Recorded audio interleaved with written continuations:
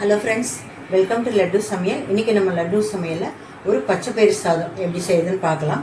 அதுக்கு நான் ஒரு கப் புழுங்கல் அரிசி எடுத்திருக்கேன். பொன்னி அரிசி தான். அதை ஒரு பாத்திரத்தில் சேர்த்துக்கலாம்.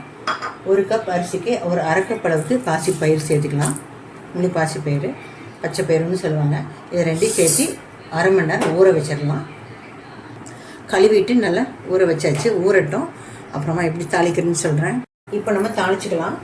ஒரு 15 நிமிஷம் ஊறிடுச்சு. நம்ம இந்த ப்ராசஸ் முடிக்கிறதுக்குள்ள அரை மணி நேரம் ஆகிடும். ஒரு ப்ரெஷர் பேன் வச்சு 2 டேபிள் ஸ்பூன் கடலை எண்ணெய் ஊற்றி வச்சுருக்கேன். நான் மிஸ்டர் கோல்ட் கடலை எண்ணெய் தான் வாங்கியிருக்கேன்.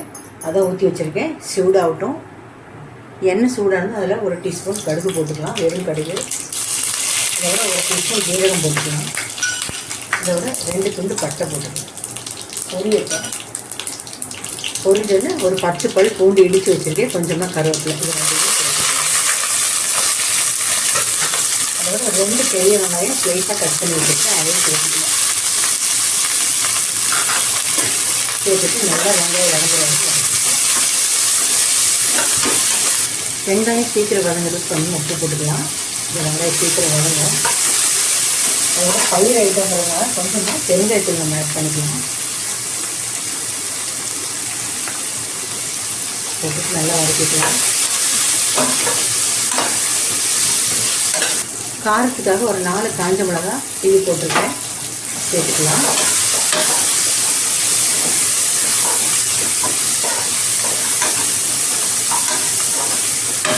வெங்காயம் ஓரளவுக்கு பார்டர்லாம் தங்கிருக்கு. இப்போ நறுக்கி வச்சுட்டு தக்காளி போட்டுக்கலாம். நான் 2 தக்காளி பொடியாக கட் பண்ணி வச்சுருக்கேன். அதை சேர்த்துக்கலாம். தக்காளி நல்லா மசிஞ்சு வர வரைக்கும் நம்ம வதக்கணும். அதனால நான் பொடியாக கட் பண்ணி வச்சுருக்கேன். நல்லா மசிஞ்சு வரட்டும். இப்போ தக்காளி பாதி அளவுக்கு மசிஞ்சிருக்கு. இப்போ ஒரு அரை டீஸ்பூன் அளவுக்கு மஞ்சள் பொடி போட்டுக்கலாம். 1 டேபிள் ஸ்பூன் சாம்பார் பொடி போட்டுக்கலாம். உங்களுக்கு காரம் கம்மியாக இருந்தாலும் நீங்கள் கம்மியாக கூட போட்டுக்கோங்க. மசாலாவோட பச்சை வாசனை போகட்டும். பாருங்கள், தக்காளி நல்லா மசிஞ்சு வந்துடுச்சு. கொஞ்சம் கூட முழு தக்காளி இல்லை. இப்போ நான் தண்ணி சேர்த்துக்கலாம். நான் 1 கப் அரிசி அரை கப் பாசிப்பயிறு வச்சுருக்கேன். அதுக்கு 3 கப் அளவுக்கு நம்ம தண்ணி வச்சுக்கலாம்.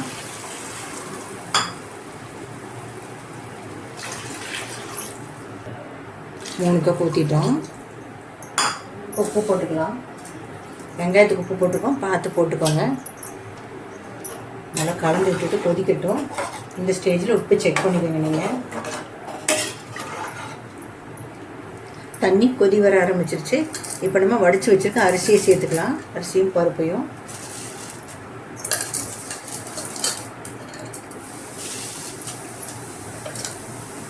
அரிசி போட்டோன்னா ஒரு தடவை எல்லாத்தையும் நல்லா கலந்து விட்டுடலாம்.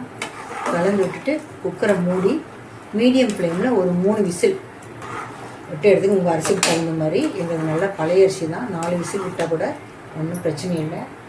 நீங்கள் உங்கள் அரிசிக்கு தகுந்த மாதிரி நீங்கள் விசில் விட்டுருங்க. மூடி போட்டுக்கலாம்.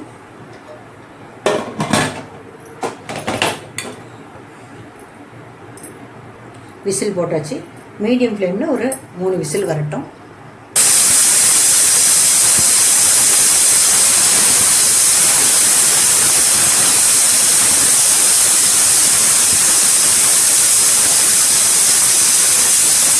விசில் வந்துருச்சு.